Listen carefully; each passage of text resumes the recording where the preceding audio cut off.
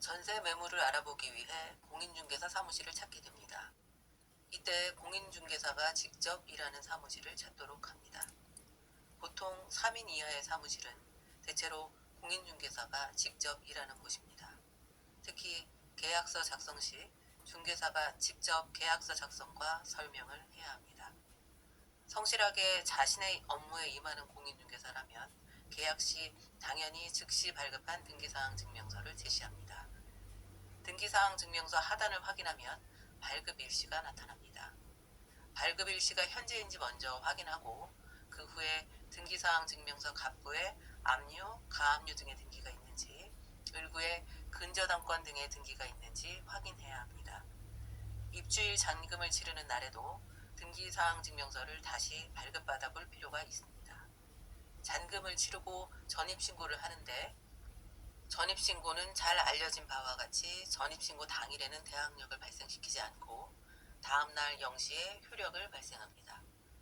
이러한 이유로 잔금을 치르는 당일 벼락 근저당권을 설정해서 전세권자의 우선 변제권을 침해하는 것까지는 현행법상으로는 막을 길이 없습니다. 반드시 위와 같이 당일치기로 우선 변제권을 침해하는 것만은 아닙니다. 임대인이 임차인 입주일 며칠 전에 근저당권을 설정해버리는 경우도 종종 있습니다.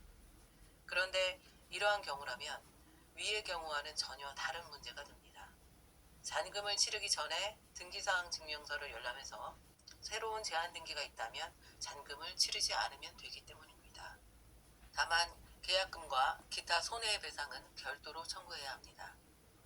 부동산 계약에서 불측의 손해를 보지 않도록 필요할 때마다 무료로 등기사항 증명서를 열람할 수 있다면 이 모든 것들에 더 도움이 될 것입니다. 등기사항 증명서는 다른 증명서와 달리 인터넷 열람 발급조차 유료입니다. 등기사항 증명서의 인터넷 열람 발급을 무료로 전환하는 것이 등기의 공시효과를 더욱 높일 수 있을 것입니다. 임차권의 대항력을 발생시키려면 실제로 입주해야 하고 전입신고를 해야 합니다. 해당 목적물에 주민등록이 됨으로써 임차권이 공시되는 것입니다. 이로써 대항력이 발생하는데 특히 주의해야 할 사항이 있습니다. 바로 주민등록 주소입니다. 전세계약서의 부동산 표시와 등기부등본 상단 목적물 표시, 그리고 주민등록 주소가 일치해야 하는데 등기부상 5층 501호로 되어 있는데 주민등록상 501호로만 표시된 것은 동일성이 있다고 봅니다. 그런데 동사무소에 방문하여 계약서를 제시하고 전입신고를 할 때 동사무소에서 엉뚱한 주소로 등록을 하는 경우가 꽤 많이 있습니다. 가령 등기부상 그냥 5층 501호인데 주민등록을 하고 보니 103동 501호라고 표시된 것입니다. 실제로 건물 외벽에는 103동이라고 표시되어 있고 동사무소에서도 103동이라고 하니 별다른 문제가 없다고 생각하게 되는데 동사무소에서 그렇게 했더라도 경매에서는 대항력을 인정받지 못합니다.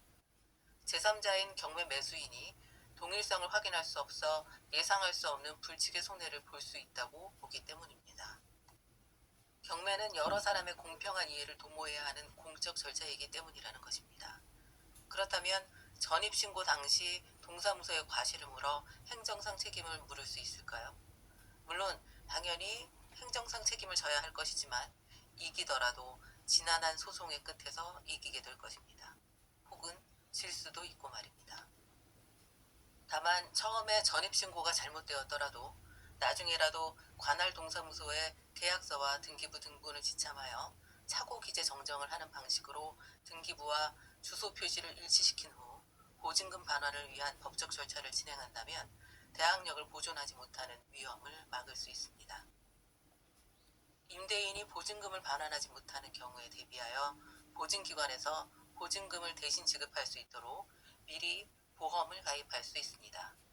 모든 전세 목적물에 대해 전세보증금 보험 또는 임대보증금 보증 가입이 가능한 것은 아니기 때문에 일정한 심사를 거쳐야 하고 심사에 통과하면 소정의 보증료를 납부하고 전세보증금 보험 또는 임대보증금 보증에 가입할 수 있습니다. 그런데 정작 보증금 위반한 사고가 발생해서 보증금 지급을 청구하더라도 바로 없이도 지급되는 것은 아닙니다. 임대인이 변경된 경우 변경된 임대인의 인적사항이 확보되지 않으면 지급을 거절하고, 또한 임대인이 사망한 경우에도 임차인이 직접 비용을 들여 상속대위 등기를 하지 않으면 지급을 거절하고, 그렇지 않은 평범한 경우에도 임차인이 직접 비용을 들여 임차권 등기를 완료한 경우에 보증금을 지급합니다. 다른 한편 이러한 모든 절차를 마치더라도 보증기관에서 임차인에게 보증금 지급을 거절하는 경우가 있으므로 주의를 요합니다.